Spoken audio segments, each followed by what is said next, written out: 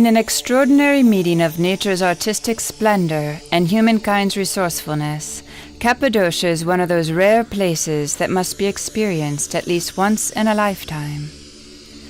With its soaring rock formations, uniquely rippled landscapes, splendid walking trails, mysterious underground cities, and rock-cut churches, Cappadocia is a must-see destination in Turkey. An unforgettable way to tour Cappadocia is by hot air balloon. The spectacular surrealistic landscapes combined with favorable flying conditions allow the balloons to drift gently over and between fairy chimneys, pigeon houses hewn into the unique rock formations, orchards and vineyards, through impressive valleys, each with distinctive rock formations, colors and features, and then float up over rippled ravines for breathtaking views over the region. Cappadocia lies in eastern Anatolia, in the center of what is now Turkey.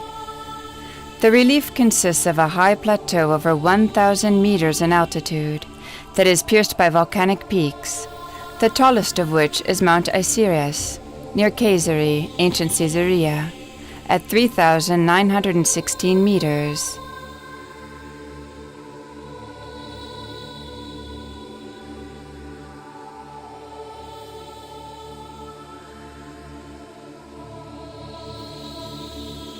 Cappadocia undoubtedly numbers among the most fascinating corners of the world.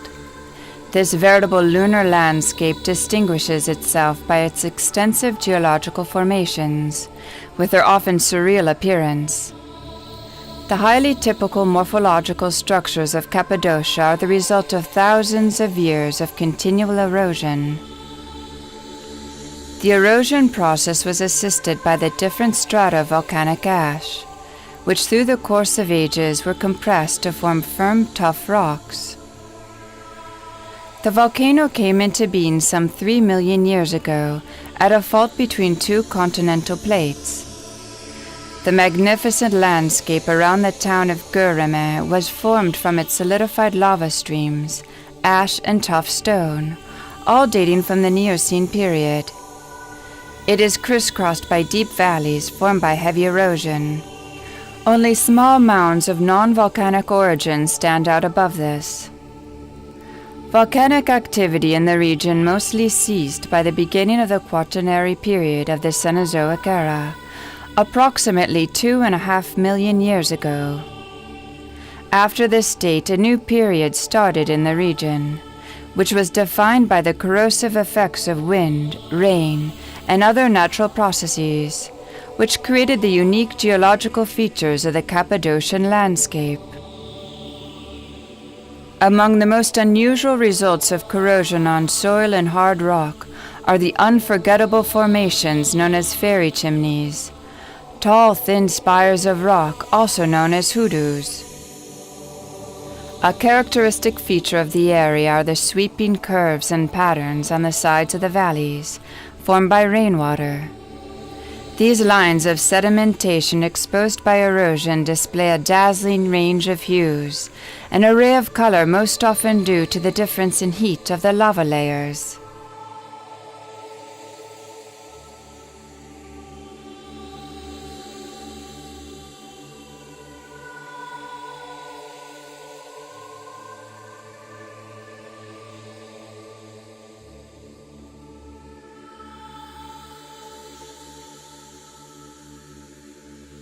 The fairy chimneys are the result of long, persistent erosion. The geological process of how individual rocks gradually separated from the surrounding cliffs is especially evident on the Aktepe Plateau and in the valley around Göreme. If the fairy chimney's protective cap is missing, the cones will be completely worn away and razed to the ground over the passing millennia. These fascinating rock formations, known as fairy chimneys, were formed as the result of the erosion of this tufa layer, sculpted by wind and floodwater, running down on the slopes of the valleys. Water slowly found its way through the valleys, creating cracks and ruptures in the hard rock. The softer, easily erodible material underneath was gradually swept away, receding the slopes, and in this way conical formations protected with basalt caps were created. The fairy chimneys with caps, mainly found in the vicinity of Urgup, have a conical-shaped body capped by a boulder. The cone is formed of tufa and volcanic ash, while the cap composed of harder, more resistant rock, such as lahar or ignebrite. Volcanic eruptions and millennia of erosion created an array of natural wonders in the Cappadocia region, including beautiful canyon vistas of ochre, white, pink, and yellow, like nowhere else on Earth. Awesome geological shapes such as cones, spires, waves, and massive towers. The famous fairy chimneys, as well as endless caves, valleys, and ravines, all of which offer ample opportunity for exploration. Fairy chimneys are generally found in the valleys of the Uchazar-Urgup-Avanos Triangle, between Urgup and Sahin Effendi, around the town of Kat and Nevşehir, and in the Sogani Valley of Kayseri, and in the village of Seleme and Aksaray.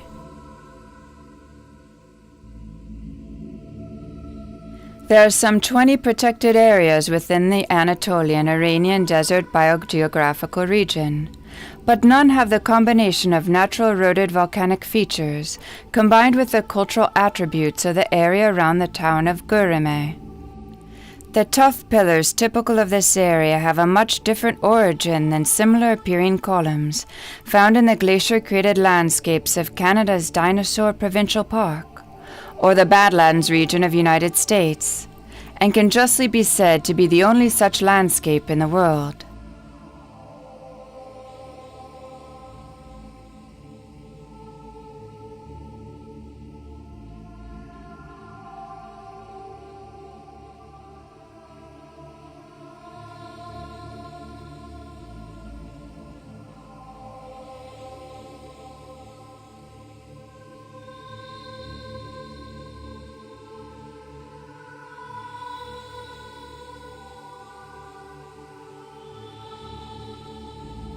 The Göreme Open-Air Museum resembles a vast monastic complex, composed of scores of refectory monasteries placed side by side, each with its own incredible church. The area covered by this open-air museum forms a coherent geographical entity and represents a historical unity as well. The 11 refectories within the museum included rock-cut churches, complete with tables and benches. Most of the churches in the Göreme Open-Air Museum date from the 10th, 11th, and 12th centuries. Spanning 3 millennia of human history, different populations embedded their cultures into the rocks of Cappadocia. Between 2000 BC and 1750 BC, Assyrian merchants from northern Mesopotamia formed the first commercial organizations by establishing trade colonies in Anatolia. Anatolia was rich in gold, silver, and copper, but lacked tin, essential for obtaining bronze as an alloy. For this reason, tin was one of the major trading materials, as were textile goods and perfumes. Native Anatolian art flourished under the influence of Assyrian Mesopotamic art, and eventually developed an identity of its own. During the following ages, this developed into the fundamentals of Hittite art. During the Hittite period, populations migrating from Europe via the Caucasus settled in Cappadocia around 2000 BC, and merging with the native people of the area formed an empire in the region. The Hittite Empire, which lasted for 6 centuries in the region, collapsed around 1200 BC when the Confederacy of Hittite states was invaded by the Phrygian people from the Balkans. Later on, the Persians divided the empire into semi-autonomous provinces and ruled the area using governors who were known as satraps. In the 4th century, when Caesarea was a flourishing religious center, the rocky landscape of Göreme was discovered. Adopting the teachings of Saint Basil, the bishop of Caesarea and father of the church, some Christians began to lead a monastic life in the carved-out rocks of Cappadocia. During the period of Sassanid rule, the interminable religious debates among Christian sects reached the boiling point, with the adoption of the iconoclastic doctrine by Byzantine Emperor Leo III, who was influenced by the Islamic tradition, which forbade the use of images in religious worship. Christian priests and monks who were in favor of icons began to take refuge in Cappadocia. The so-called iconoclastic period lasted over a century. It is believed that the earliest evidence of monastic activity in Cappadocia dates back to the 4th century, when small anchorite communities began inhabiting the cells dug into the rock. Cappadocian monasticism had already been well established by the iconoclast period, as is witnessed by the many sanctuaries from the time, the decoration of which was kept to a strict minimum.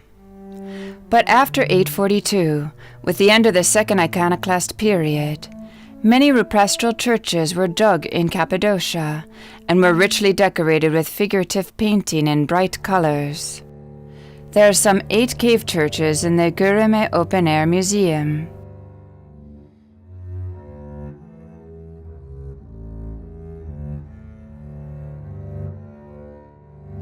The Apple Church is adorned with beautiful frescoes dating from the 11th and 12th centuries. Where these have fallen off, simple red-painted decorations from the iconoclastic period can be seen.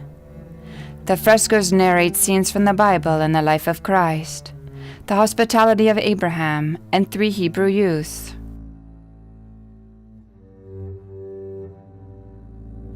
The Church of St. Barbara is situated behind the rock housing the Apple Church. The church dates back to the second half of the 11th century and has a cruciform plan with 2 columns. The north, south, and west arms of the cruciform are barrel-vaulted, and the center, east arm, and east corners are domed. There are a main central apse and 2 side apses. Motifs are painted in red directly onto the rock. The walls and the dome are decorated in a variety of motifs including geometrical patterns, mythological animals, and military symbols, while the walls have motifs resembling stonework.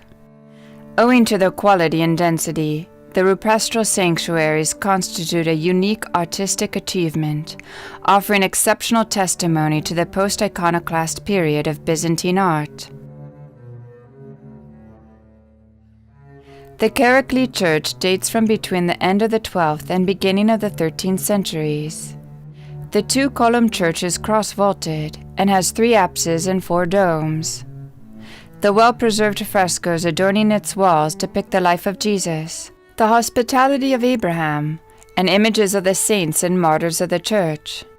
On the central apse is Diaries, or Christ in His Majesty, and on the north apse Mary and the Christ Child, and on the south apse a depiction of the Archangel Michael. The entrance to the dark, or Caranlic Church, is from the north through a winding tunnel which opens onto a barrel-vaulted narthex. In the southern part of the narthex are 3 graves, 2 of which are big and the other small. The church has a cruciform plan and the arms of the cross have a diagonal vault. The templon of the main apse has been destroyed. The walls of the late 12th century church are adorned with scenes depicting the Diasis, Annunciation, Journey to Bethlehem, Nativity, Baptism, Raising of Lazarus, Transfiguration, Entry into Jerusalem, Last Supper, Betrayal of Judas, the Crucifixion, and Anastasius. Inside the church complex, 3 rooms are laid out side by side, connected by an inside passage. The first room was used as a cellar, and the places once used to store the food are still present. The second room served as a kitchen. The pit at the center of the room is called a tandir, which is a traditional type of fireplace that is still used in the surrounding villages. The third room was used as a refectory.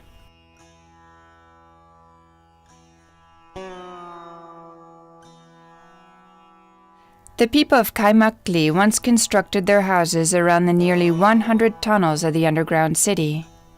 The inhabitants of the region still use the most easily accessible places in the tunnels as cellars, storage areas, and stables, which they reach through their courtyards.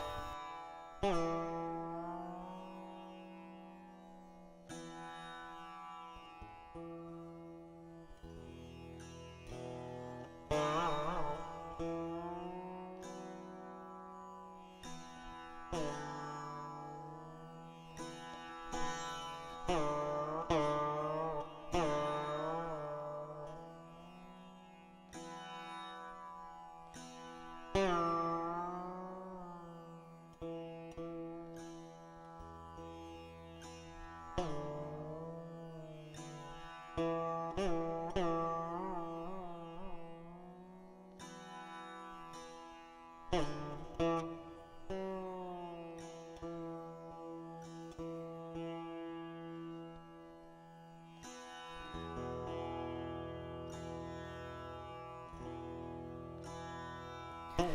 troglodyte cave cities, also known as the underground cities, were excavated as early as the Hittite times and expanded over the centuries as various marauding armies traversed central Anatolia in search of captives and plunder. There are 36 underground cities in Cappadocia, of which the largest one is Chimneys. The Chimneys underground city has low, narrow, sloping passages, with spaces organized around ventilation shafts. While the underground city has 8 floors below ground, only 4 of them are open to the public today. The first floor of the underground city comprises the stable.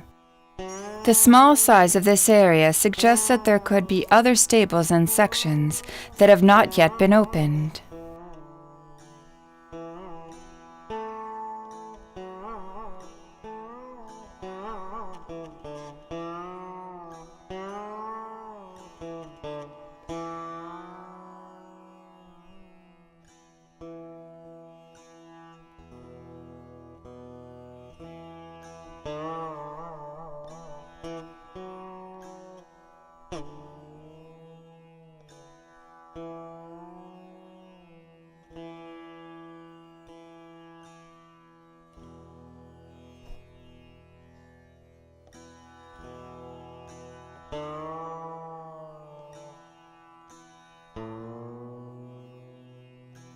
The church on the second floor has a single nave and 2 apses.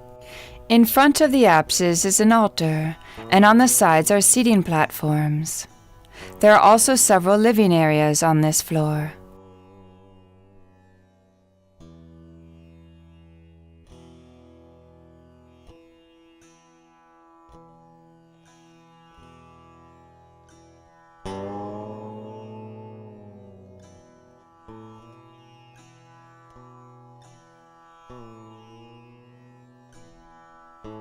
The most important areas of the underground city are on the 3rd floor, besides numerous storage places, wineries, and kitchens.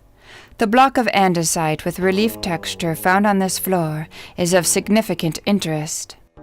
Recent research has proved that this stone was used as a melting pot for copper. The stone was not brought here from outside, but was part of the andesite layer unearthed while hollowing the city. To be able to use it as a melting pot, 57 holes were carved on the surface of the stone, a technique that has been used since the prehistoric period. The fact that there are many storage rooms and places to put earthenware jars in the wineries on the 4th floor indicates that the people living in this underground city were economically stable. The ventilation shaft can also be seen from the 4th floor. It is a vertical well and passes through all the floors like an elevator in an apartment building. The depth of the ventilation shaft is about 80 meters in total. Even though the whole city has not been completely opened, and only 4 floors have been uncovered, it is believed that Chimneys is one of the largest underground settlements in the region. The number of storage rooms in such a small area supports the idea that a great number of people resided here. A number experts conjecture could have reached up to 3,500 individuals.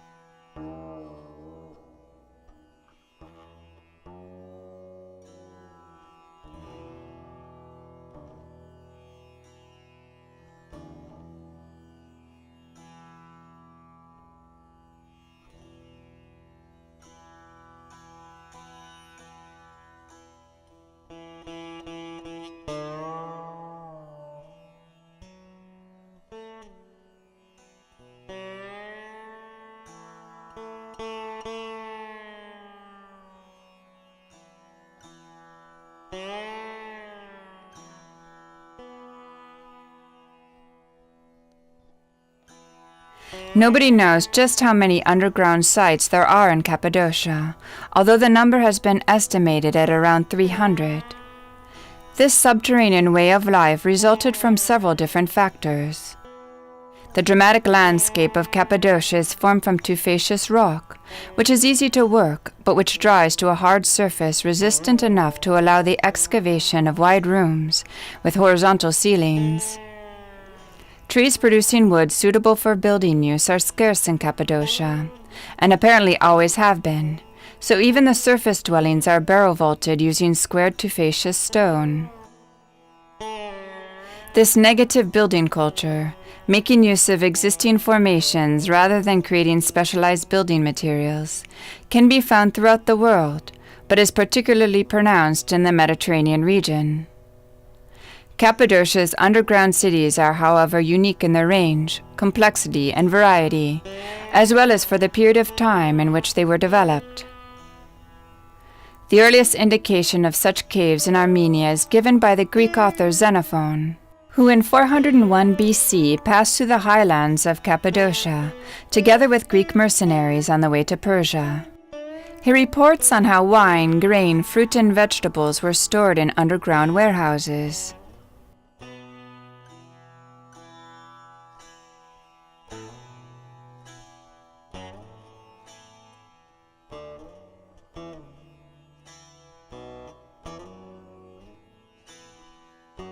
Some authorities suggest that the underground cities were created as storage areas by the Hittites during the earlier period, and were much later expanded and transformed to be used as refuges for Christians persecuted by the Romans.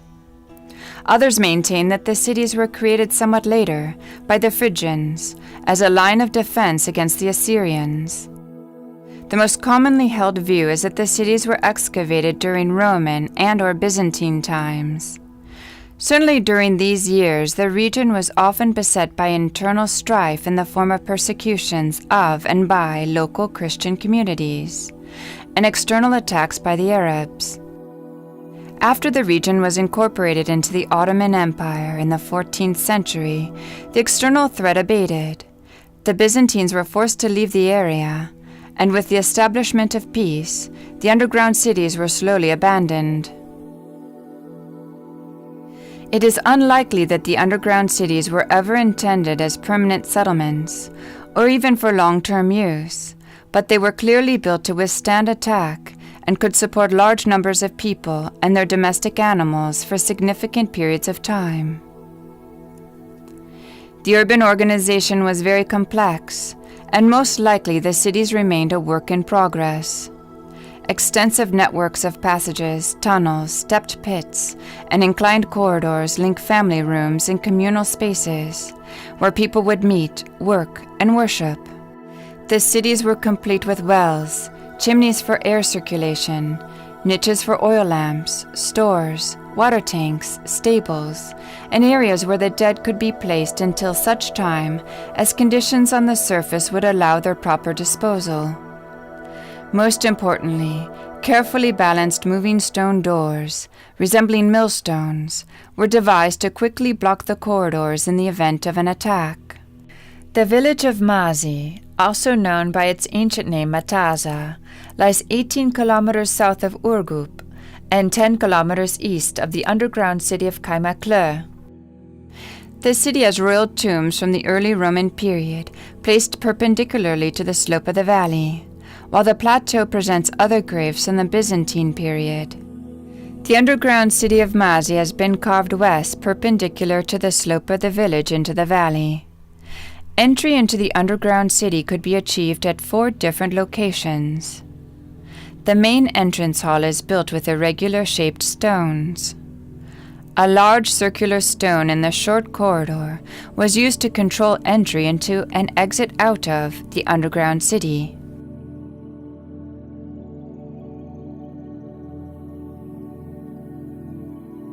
Cappadocia's subterranean way of life is not just part of the past. Around Göreme, underground canals are still used for water regulation on the terraced farmland. In the villages of Selve, Sogunlu, and elsewhere, a variety of semi-subterranean rooms are still in use. The underground sites are particularly useful for storage because, while the outdoor temperature can vary from 20 degrees below zero to nearly 40 degrees Celsius, the internal temperature of the sites remains remarkably constant throughout the year at 7 to 15 degrees Celsius, depending on the proximity to the air shafts. The houses were built underground. The entrances resembled wells, though they broadened out lower down. There were tunnels dug in the ground for use by animals, while people went down by ladder. Inside the houses, animals such as goats, sheep, cows, and poultry were kept. The utilization of underground space in big cities is becoming an important alternative space for the installation of transport facilities, warehouses, safety shelters, and infrastructure. Humankind has used underground space for shelter since the very earliest periods of civilization. The utilization of underground space in Cappadocia is far more extensive and complex than in any other region of the world. These rock structures, most of which are more than 1,500 years old and have been carved out of tuff, are the most important and typical examples of the long-term use of such man-made buildings.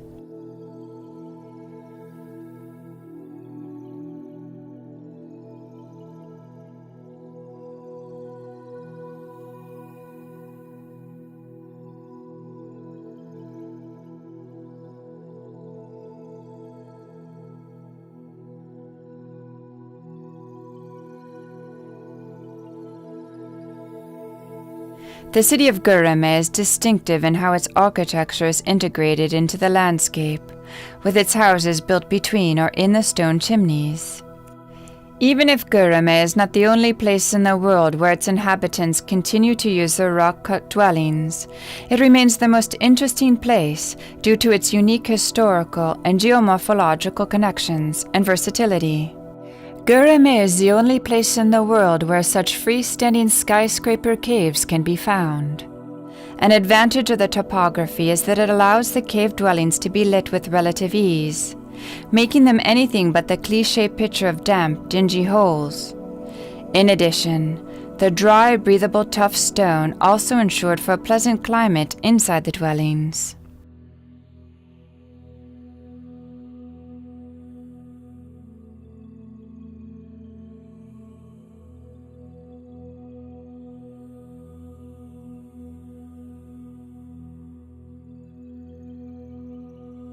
There are several spatial arrangements in a typical dwelling in Gurame.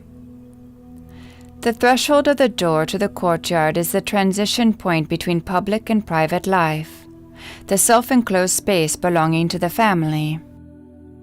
A wall several meters high encloses the inner courtyard, onto which opens the family's various private rooms. Consequently, a connection between inside and outside is only possible via a door, which can, if necessary, be firmly locked. The inner courtyard is the open part of a household, but it can also be closed off to the other parts if need be. When weather permits, a large amount of the housework, such as cooking on an open fire, chopping wood or washing the laundry, is done here. Unlike the living rooms in most Western societies, the inhabitants of rural Turkey, and thus traditional Gurame, generally inhabit just one room, which meets a wide range of requirements in a most practical way.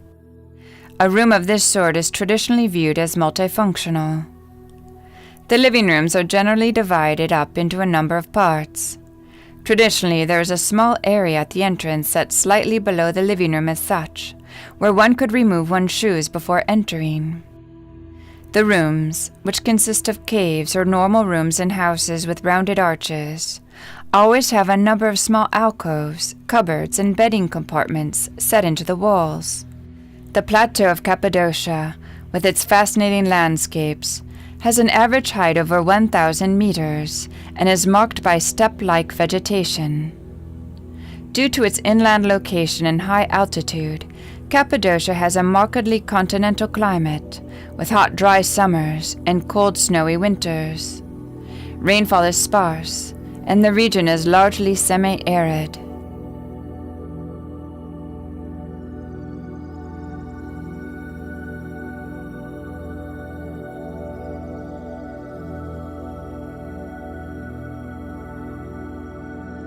The town of Gurame, known as Makkan in antiquity, is one of the oldest sites in the region of Cappadocia. The oldest known source that mentions this city by name is a 7th century writing entitled The Acts of St. Hieron. Makkan was not a city naturally protected or hidden from potential invaders, and for this reason it greatly suffered from Arab raids, during which it lost the majority of its population. The churches of Makkan were rebuilt after the Arab invasions were over.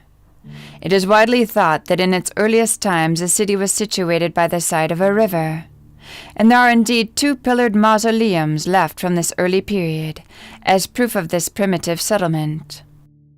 There are 5 churches in the village of Gurame and surrounding area.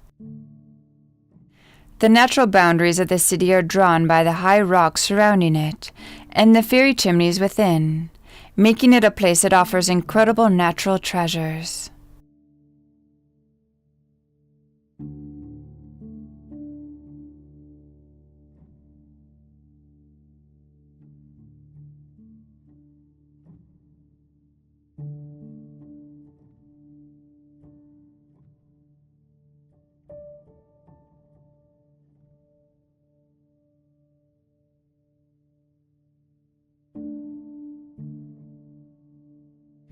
Gurame's inhabitants continue to live in harmony with their surroundings, much as their ancestors did for centuries. Here one will find Turkish hospitality in abundance. Local people are curious about their visitors and are always ready to sit and chat over a cup of tea, often extending invitations to the cave homes for a first-hand look. This blending of hospitality, history, and spectacular scenery offers the visitor an unforgettable perspective on a unique way of life.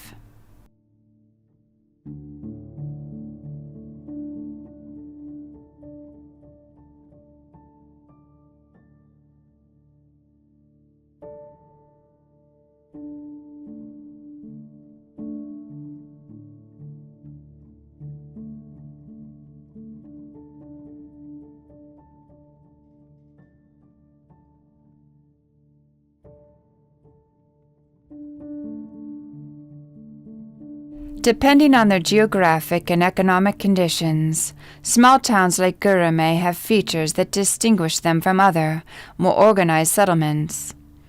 However, the most distinctive character of the towns is a rather rural and conservative lifestyle in comparison with urban centers.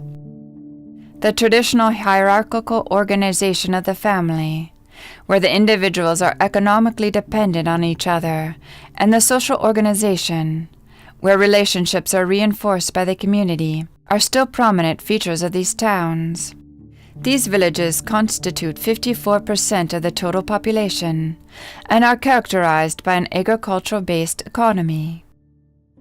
While in many villages modern machinery is used, depending on geographical location, there are still some villages that rely on human labor alone. As a result of this agricultural economy, life in the villages reflects a completely rural and traditional style.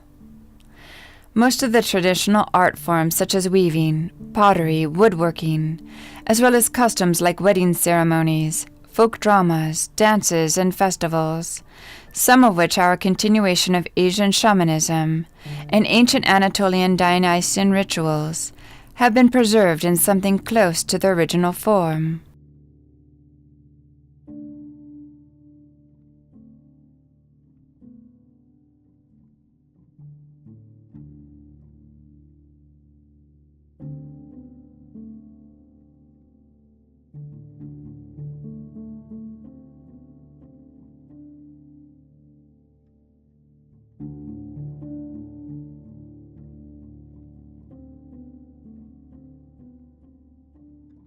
With its deep history and large ethnic mosaic, Turkey is a culturally rich country.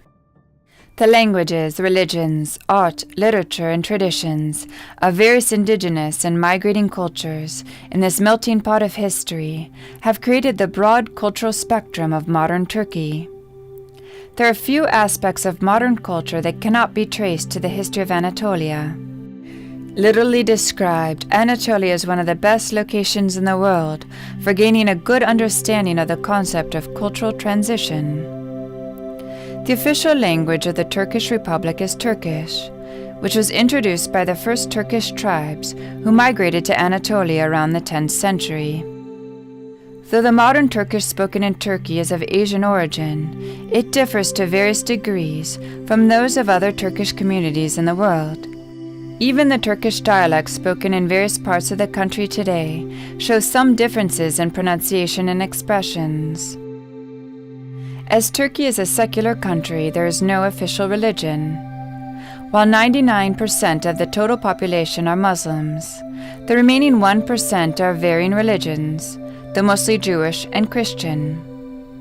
In 1923, the non-Muslim communities were given the right to legal and political equality, to use their mother languages in the courts, to establish their own educational institutions, and to hold religious ceremonies.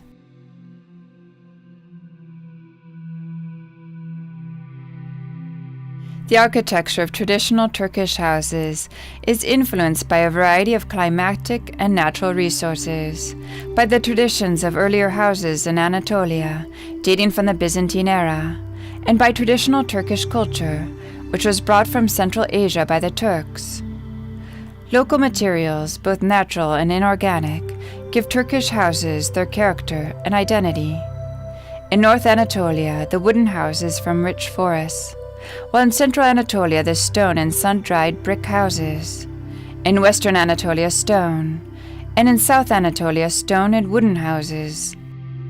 In conjunction with these principles, the interiors of Turkish houses were planned for different purposes, like the winter and the summer rooms.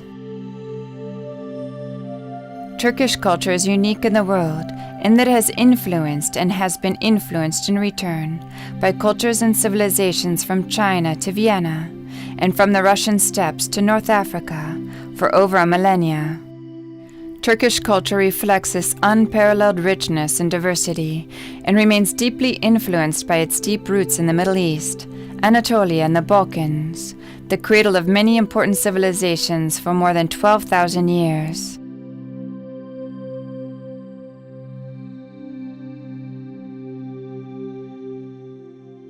A sturdy all-terrain vehicle is one of the best ways to explore the rugged landscape around Göreme. It offers an adventure over and through the beautiful hills, valleys, dunes, and trails of Cappadocia's extraordinary landscape.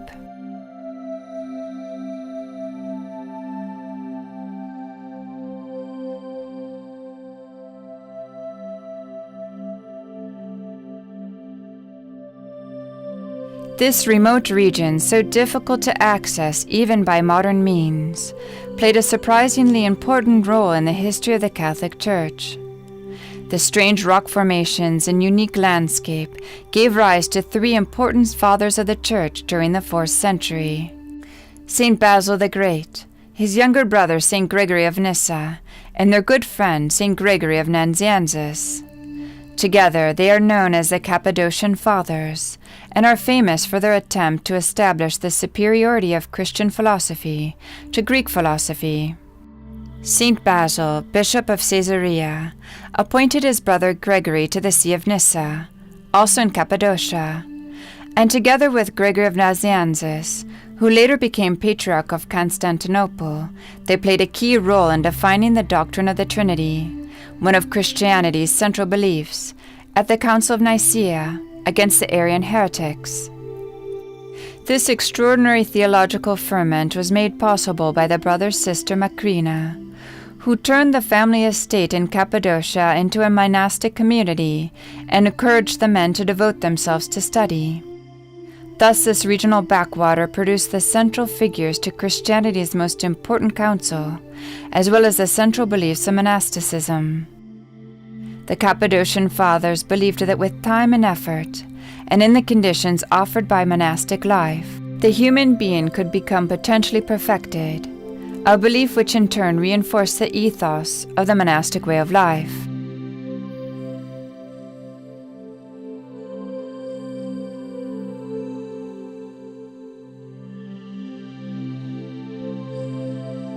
Cappadocia, also called Cappadocia, or Land of Beautiful Horses, was known throughout the ancient world for its horses, horse-breeding farms, and tradition of giving horses as tribute. When Cappadocia was captured by the Assyrian king Assurbanipal, the king of Tabal sent his daughter and other gifts as tribute. Assurbanipal, however, declined these gracious offerings and asked instead for some of Cappadocia's famous horses. Today, the many ranches in this region offer the visitor the chance to explore this amazing region on horseback.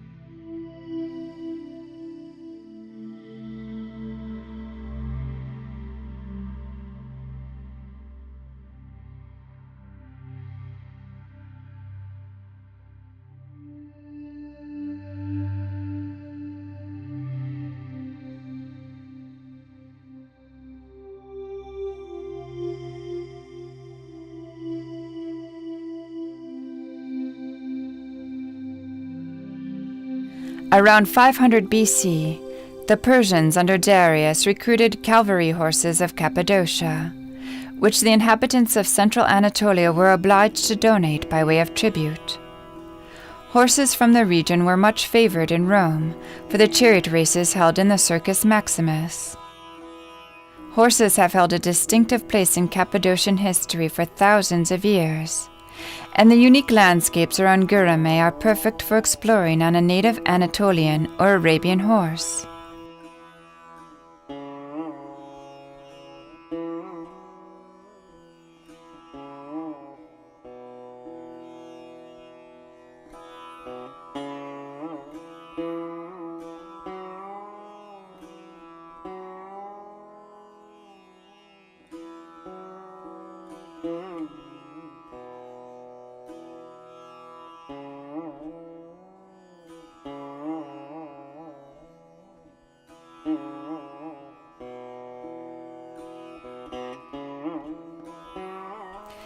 Turkey's exquisite ceramics are famous around the world. Pottery has been produced in the area for several centuries, and some of the techniques used today date back to Hittite times. A few small workshops continue to produce ceramics using these ancient techniques.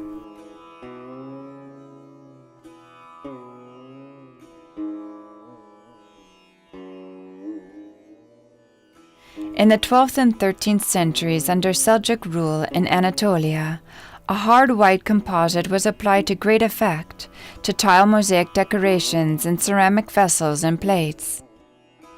The production of this white ware appears to have lapsed in the 13th century and was succeeded by a cruder red earthenware covered with a white slip and painted under a lead glaze in blue-green, purple, and black.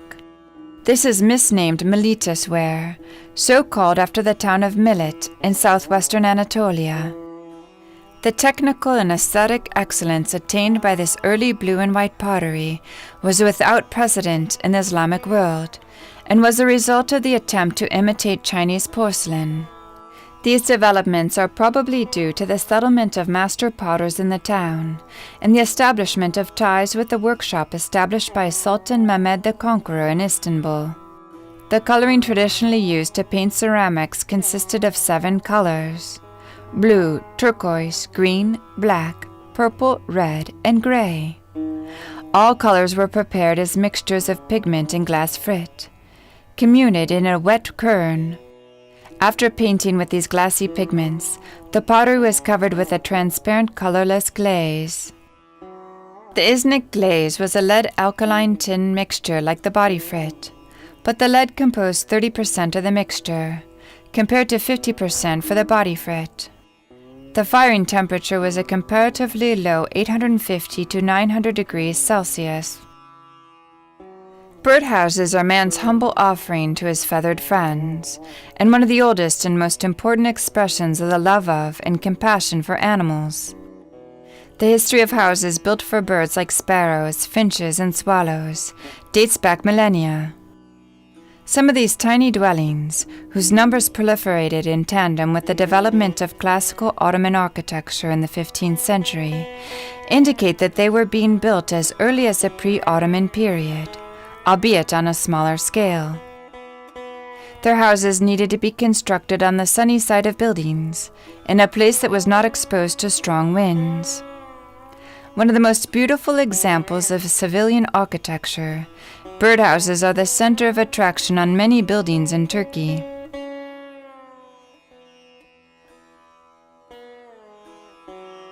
Birdhouses fall into two groups. The first group consists of those built specially into the facade of the building, in the form of either a single aperture or several side by side. In other words, structures that do not extend far beyond the facade. There are also birdhouses that project out from the facade of the building, most of which were built in the 18th century. Birdhouses are a symbol of the value and importance Turks place on animals, especially birds. Several foundations were established in the Ottoman period for the care and protection of animals. Some of these foundations specialized in feeding birds on cold winter days, caring for and treating sick storks, and providing food and water to animals in general.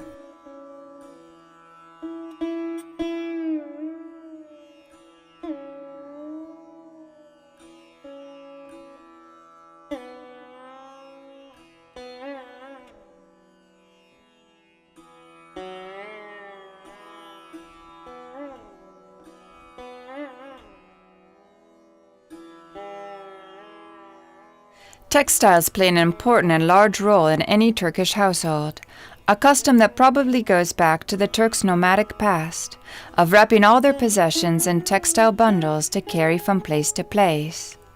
Most of these are small pieces, hand-embroidered with infinite care. Due to the amount of work it takes to produce them, they are not used in everyday life, but stored in bridal chests as family heirlooms, only to be used for ceremonies such as weddings, ceremonial bridal baths, childbirths, circumcision, and funerals. The fabric was always unbleached, retaining its brownish natural color, which darkens with time and contributes to the aesthetic appeal of the embroidery.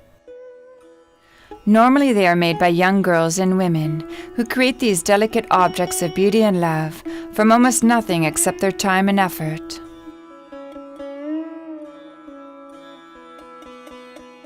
The central Anatolian plateau forms the heartland of Turkey.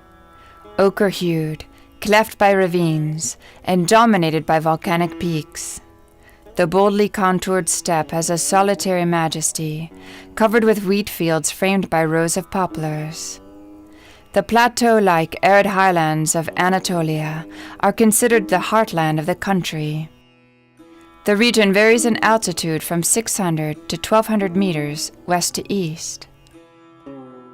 In the ruin-like landscape of the Cappadocian Plateau, where natural erosion has sculpted the tuff into shapes which are eerily reminiscent of towers, spires, domes, and pyramids, humans have added to the workmanship of the elements by digging cells, churches, and veritable subterranean cities, which together make up one of the world's largest cave-dwelling complexes. Though interesting from a geological and ethnological point of view, this phenomenal rupestral site excels, especially for the incomparable beauty of the decor of the Christian sanctuaries, whose features make Cappadocia one of the leading examples of post-iconoclast period Byzantine art.